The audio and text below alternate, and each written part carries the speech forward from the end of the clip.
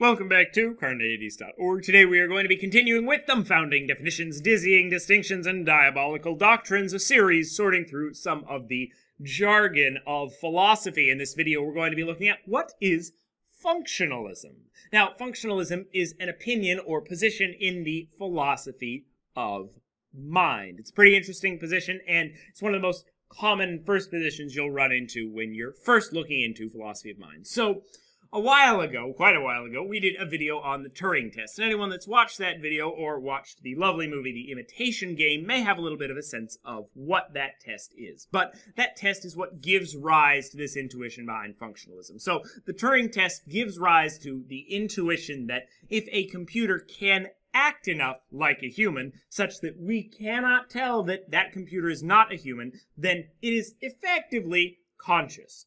Functionalism is basically going to be the formal position which codifies this intuition. So the intuition is basically, I can't tell that another person is conscious anywhere beyond just saying that, well, you kind of act like me and it kind of seems that I'm conscious, so it would make sense that you're conscious too. So if a computer started doing that, or an alien started doing that, acting enough like me that I would say, well, maybe you're conscious, then that's all that consciousness is, just the way that one functions.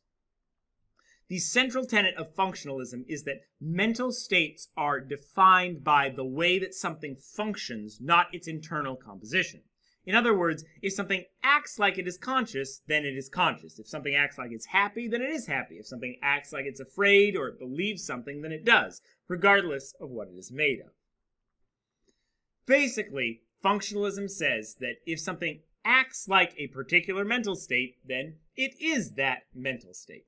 Say that fear is a state which the functionalist defines as producing concern for bodily harm and the desire to either fight off an enemy or run from it. Yes, that's an oversimplification of fear, but take that definition for the moment. It doesn't matter if the biological components, like adrenaline, are present, so long as the products of fear, namely that concern for bodily harm and kind of that fight or flight response, they could be created by circuits, organic compounds, large rocks moving in a giant clock, whatever you like. As long as the products, the functions of that emotion or mental state are created, then that particular state is going to be defined by the functionalist as fear. Okay? So for the functionalist, mental states can be realized by different physical states. Even if we have drastically different internal components from, say, alien or synthetic life forms, it doesn't mean that we cannot all experience the same kinds of mental states. So for the functionalist, just because what it looks like inside my head and what it looks like inside a computer are completely different, if me and that computer are acting the same way, or me and that alien are acting the same way, then we are still having the same experience. We're having the same mental states.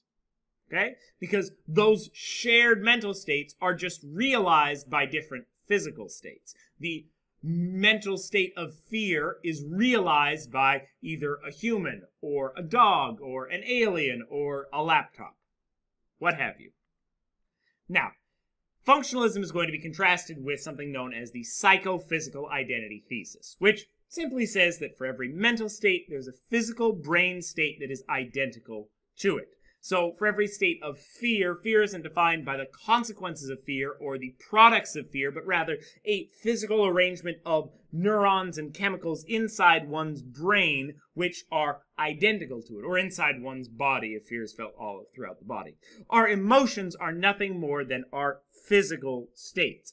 So we can't share these emotions with beings that have a different internal makeup than we do, even if they act similarly. So under the psychophysical identity thesis, I might have fear and you might have fear so long as you have the same basic internal makeup that I do. But if you are a computer or an alien with drastically different internal makeups, then even if we act in the exact same way, both of us can't have the same fear, that same emotion, because we don't have the same physical states that are being shared.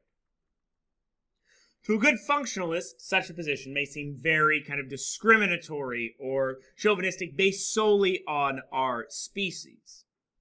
What position is more appealing to you? Are mental states defined by the way that we act, or the physical makeup of our minds?